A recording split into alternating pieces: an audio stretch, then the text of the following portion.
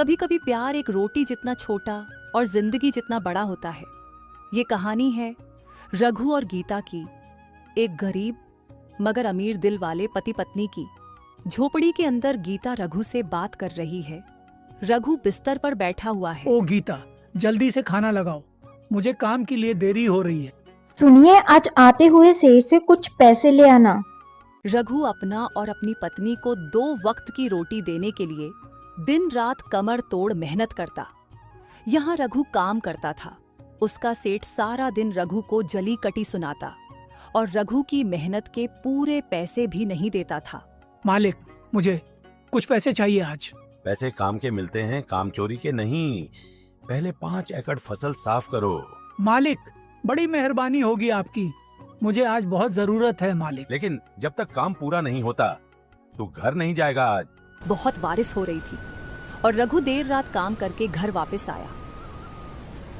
आज भी आपने आने में देर कर दी। आज तो बारिश का टाइम था, जल्दी घर आ जाते। हाँ, आज मैंने सेठ से पैसे मांग लिए, इसीलिए सेठ ने जल्दी नहीं आने दिया। चलिए आप बैठिए, मैं हम दोनों के लिए खाना लगाती हूँ। दिन भर की मुश्किलों के बाद रघु और गीता सुकून की रोटी खाते हैं। रघु काम पे जा रहा था कि तभी उसका साथी रामू आकर बोला, रघु, आज काम नहीं है। सेठ ने इस कमबख्त बारिश की वजह से काम पे आने से मना कर दिया। हे भगवान, अब हम क्या करेंगे? हमारे पास तो और कोई काम भी नहीं। हाँ, हमारे पास जहाँ कोई काम नहीं है, इसीलिए मैं भी अपनी बहन के पास शहर जा रहा हूँ। सुना है शहर में अच्छा काम और दाम दोनों मिलते हैं। रघु, अच्छा तो तुम जाओ रामू, मैं भी गीता से बात करता हूँ। अब लगता है मुझे भी शहर ही जाना होगा। रामू वहां से चला जाता है। रघु शहर जाने वाली पूरी बात गीता को बताता है। सुनो गीता, सेठ ने काम देने से मना कर दिया। रामू शहर जा रहा है। उसने कहा शहर अच्छी कमाई होती है और काम भी अच्छा मिलता है।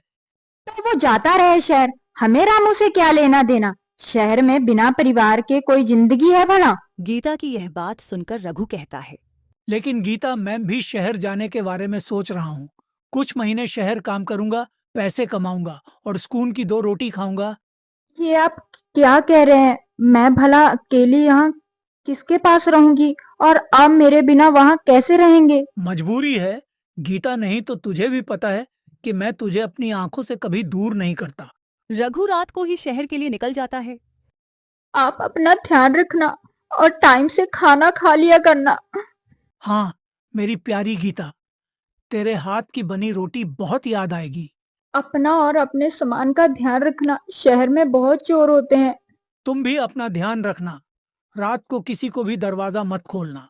रघु गीता से प्यार से विदा लेकर शहर के लिए रवाना हो जाता है।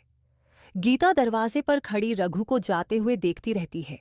ट्रेन में बैठा रघु मन ही मन सोच रहा था, शहर में जाके मैं बहुत मेहनत करूंगा, जल्दी ही पैसे कमा लूंगा और गीता को भी अपने साथ शहर ले आऊंगा। रघु शहर जाते ही एक सेठ से काम मांगने जाता है। मालिक, मुझे जहाँ काम पे रख लो मालिक। ठीक है, मेरे दूसरे गोदाम में काम चल रहा है, वहां पे चले जाओ। बोलना पुष्पाराज जी ने काम के लिए बोला है। शुक्रिया मालिक, बहुत बहुत शुक्रिया। पूरा दिन रघु खड़ी धूप में जी तोड़ मेहनत करता और रात को सेठ के गोदाम में कहीं कोना पकड़कर सो जाता। और दूसरी तरफ गीता को गांव की औरतों का सामना करना पड़ता।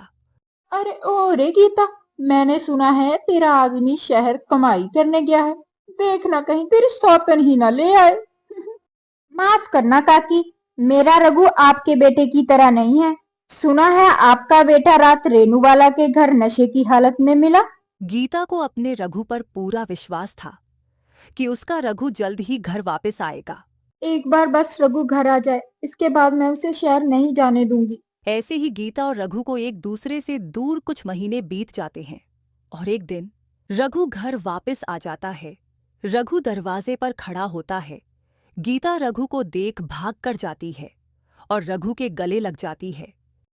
अब मैं आपको वापस शहर नहीं जाने दूंगी। अब हम दोनों साथ में रहेंगे, गांव में ही कहीं छोटा मोटा काम कर लेंगे। हाँ गीता, तुम फिक्र मत करो, अब मैं कहीं नहीं जाऊंगा। 2 वक्त की रोटी कमा पाए इतने पैसे मैंने जमा किए हैं। हम गांव में ही कोई अपना काम करेंगे। कुछ दिनों बाद रघु अपनी मेहनत से कमाए पैसों से गांव में राशन की दुकान खोल लेता है। अब वही गांव वाले जो रघु और गीता को नीचा दिखाते थे, अब दोनों से अच्छे से बात भी करते और उनकी दुकान से राशन भी लेते। अब रघु और गीता हमेशा साथ रहते और सुकून की 2 रोटी खाते। वीडियो को लाइक करें और ऐसी कहानियां देखने के लिए चैनल को सब्सक्राइब करें।